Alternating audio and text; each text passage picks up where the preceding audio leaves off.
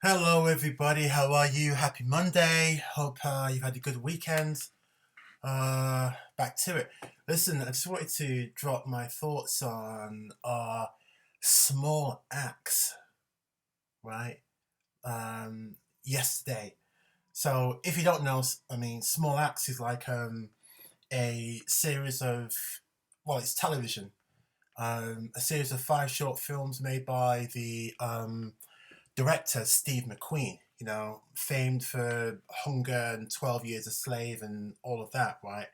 And, I heard about it last year, right? I read about it in Shadow and Act, that he was going to be doing a series of films chronicling Black British life.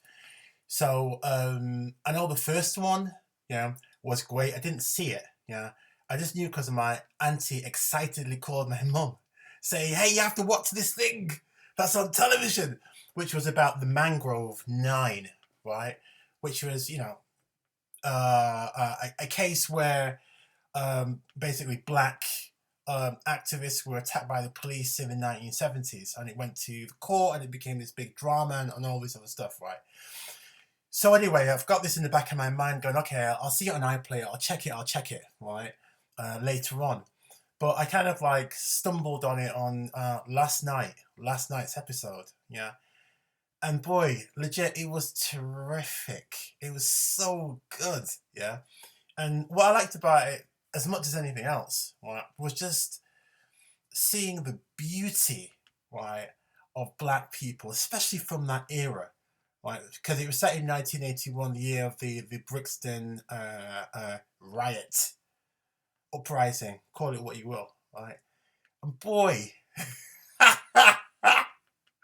black people legit look amazing, just amazing. So it's like it was a riot of the senses, and it's beautiful to see us with our hair and our fashions and just flexing the way we do. Um, and I could live in a universe, right, which was completely, if the BBC was the Black British, it was a PBPC, the Black British Broadcasting Corporation. I would love to set that up. That would be amazing, right? And it was wonderful to see. Yeah, and we can get into all of it about how, the function of racism is to strangle black talent. I mean, how many Steve McQueens have there been who tried and failed? He was the guy that survived. Probably, luck is a huge element in that. Luck, connections, and some more luck, really. Because there have been absolutely fantastically talented black writers, actors, directors, photographers before, and he's the one that broke through the pack. I mean, we've been having this conversation since I was a boy, right? We've been having this conversation since 1981, and earlier, I'm sure, But in any case, I want to watch the trailer and gonna react to the trailer. Let's see. Right, so let's find this in YouTube.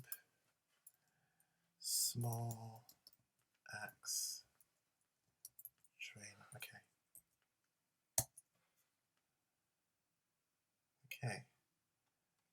Which is.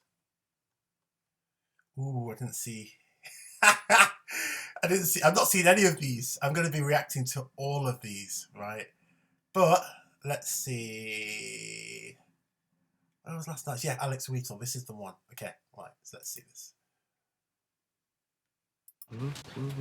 For me, it was always about the music.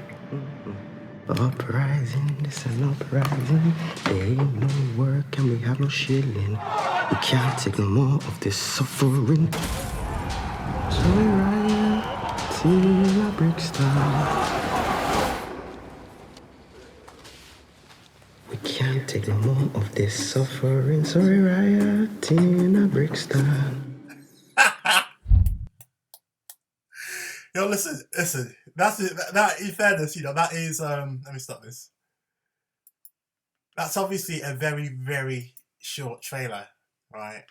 I'm gonna write about this. I'm gonna write about this episode and what I thought of it, right? But just my initial impressions, of that trailer and everything, right? It's just that it was well written. There was great character development. The black person in it was the hero, right? Yeah, all of the racist thug police in there.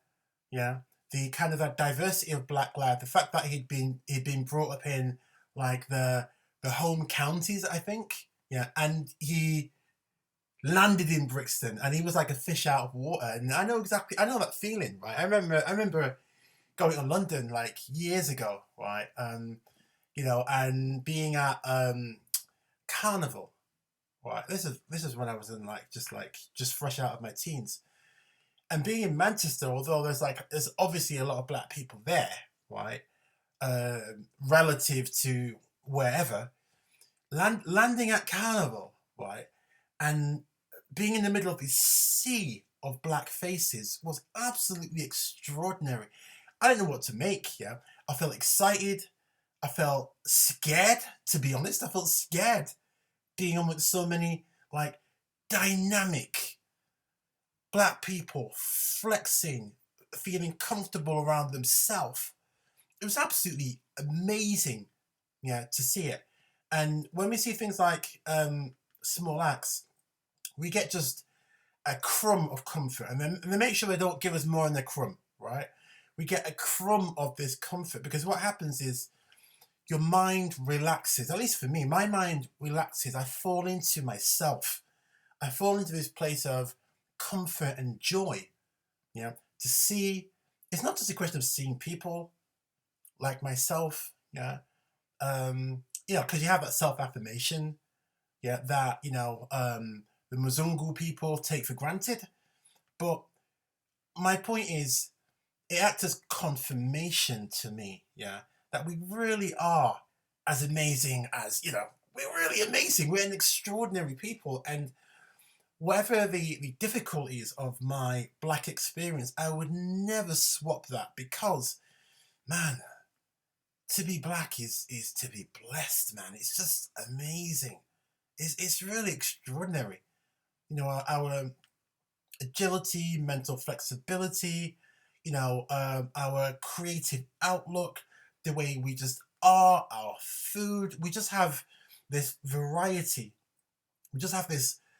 Being black is like painting with in broad strokes with this full uh, uh, arsenal of colors. You have this array of extraordinary colors, and it's amazing, right? And to see small acts yesterday reminded me of that. Just gave me a little insight, a little confirmation. Once again, as if confirmation were needed, that we are this riotously inventive, extraordinary people. And hey, why wouldn't we be? Of course we are. We were first. We're the primary people. I'm not trying to, well, actually, I'm picking myself up. I mean, but